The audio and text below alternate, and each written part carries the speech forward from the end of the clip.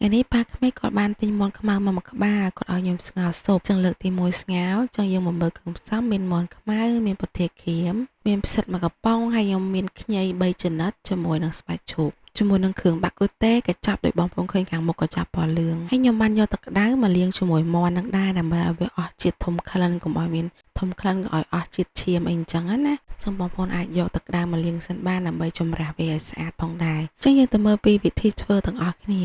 អញ្ចឹងស៊ុបមាន់ខ្មៅរបស់យើងថ្ងៃហ្នឹងខ្ញុំយកឆ្នាំង slow cooker យកមកធ្វើដោយសារតែនៅប្រទេសសិង្ហបុរីគេចូលចិត្តហូបស៊ុបដែលរំងាស់រយៈពេលយូរបងប្អូនដើម្បីឲ្យវាចេញជាតិហើយឆ្ងាញ់មែនតើនៅពេលដែលរំងាស់យូរបែបហ្នឹងណាចឹងជាដំបូងខ្ញុំចាប់សាច់មាន់របស់យើងហ្នឹងដាក់ចូលឆ្នាំងមកបងប្អូនចឹងយើងទៅបន្តដាក់គ្រឿងខើរបស់យើងមានពធាក្រៀមជាមួយនឹងគ្រឿងចិនសែនហ្នឹងបងប្អូនហើយជាមួយនឹងផ្សិតមួយកំប៉ុងហើយនឹងខ្ញី3ចំណិតផងដែរហើយខ្ញុំដាក់បន្ថែមជាមួយនឹងគ្រឿងកញ្ចប់បាក់កូតេនៅសិង្ហបុរីនេះគេចូលចិត្តហូបបាក់កូតេហ្នឹងណាបងប្អូនដោយសារយើងដាក់មកកញ្ចប់ចូលចឹងទៅក្នុងហ្នឹងវាមានរសជាតិម្រេចខ្ទឹមអីនៅក្នុងហ្នឹងស្រាប់ធ្វើឲ្យស៊ុបរបស់យើងមានរសជាតិកាន់តែឆ្ងាញ់បន្ទាប់ពីដាក់គ្រឿងខើរបស់យើងហើយខ្ញុំចាក់ទឹកក្តៅចូលប្រ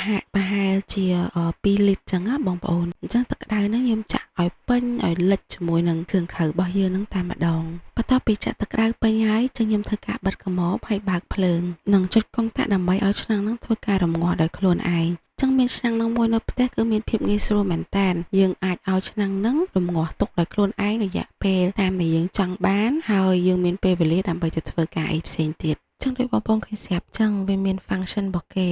មាន high មាន slow មានរយៈពេលមានម៉ោងដែលយើងអាចកំណត់បានចឹងទៅហើយមានរក្សាទុកឲ្យក្តៅបានទៀតចឹងស៊ុបមាន់ខ្មៅរបស់យើងថ្ងៃហ្នឹងខ្ញុំរំងាស់ហើយរយៈពេល1ម៉ោងកន្លះចំណែកឯស្បែកជ្រូកយើងទុកសិនខ្លាចរំងាស់យូរទៅវាទៅជាលួយចឹងស៊ុបយើងរំងាស់បានប្រហែល10នាទី